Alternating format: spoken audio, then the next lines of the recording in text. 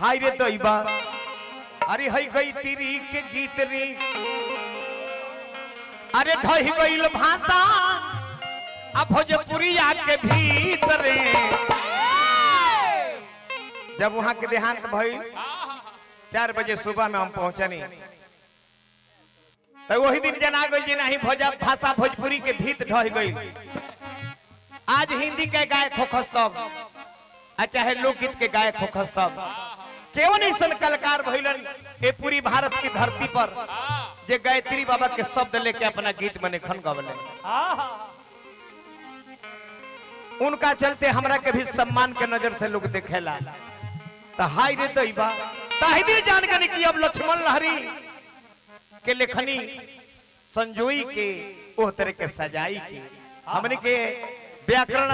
सहित गीत जौन यहाँ के भोजपुरी के लिखी ले वो तो हमनी से गवाई ना वहाँ के गावत तनी है तो हमनी के सुन ले तनी है जाता वहाँ के देखा देखी पाछा से अनुकरण कर दे तनी है तो कहे के भाव कि हाय रे दैबा तनी मनी अरे गई तिरी के गीत रे अरे ढही गई ले भाषा अब भोजपुरी के भीतरे हाय रे दैबा अरे हई गई तिरी के गीत रे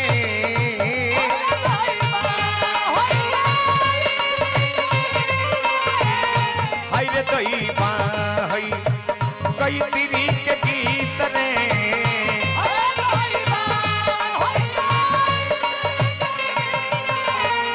ढही गईले भाषा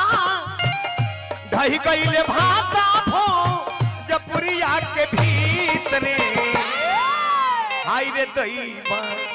हई गई तिरी के गीत रे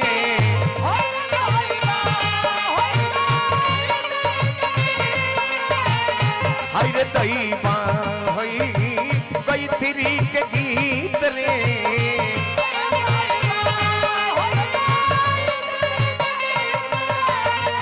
अब वही दिन जना गई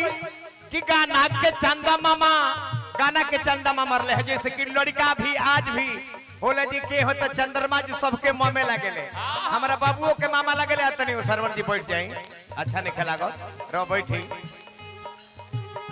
हमारा बाबुओं के मामा लगेले हमारा भाइयों के मामा लगेले हमारा दादों के मामा लगेले हमारा नतियों के लगेले हमारा लड़कों के लगेले चंदा मामा तो वो सही हमारा गायत्री बाबा गाना के चंदा मामा रनी कि गाना के चंदा मामा कहवा लुकइले अरे कोई भी चुप का दो अचके परइले गाना के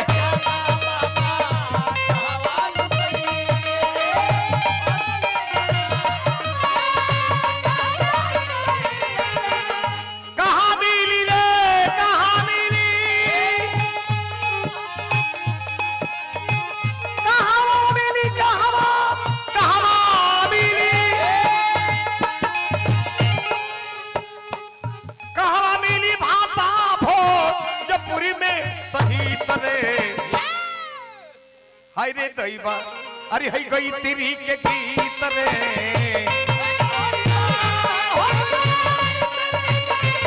हाय रे दैबा हई गई तिरी के गीत रे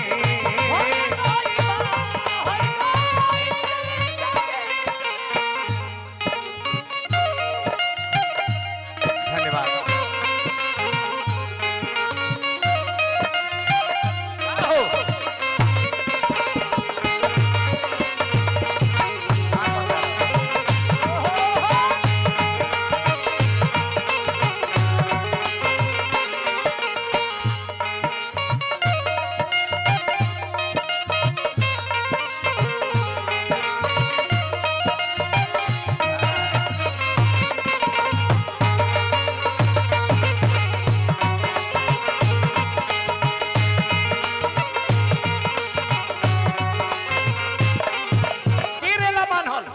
भोजपुरी में जोन चाल फ्रॉम चौगुनबाजी जोन कोई नहीं केहू कोई ना कहा यही सन मिली चौगुन करेला कहा यही सन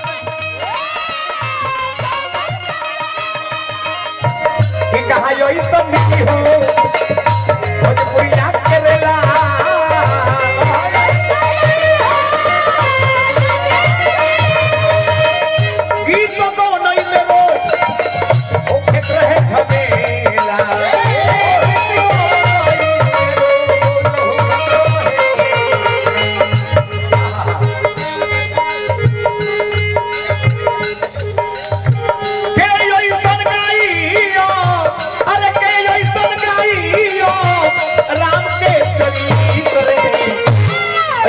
तेरी तब के गाई हाय रे दैवा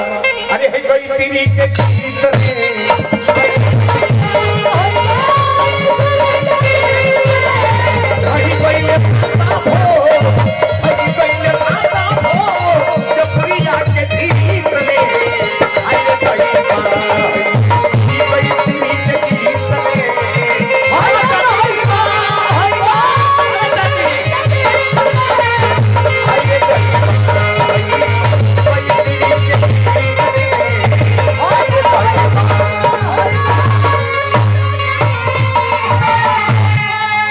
अब हमारा संगीत की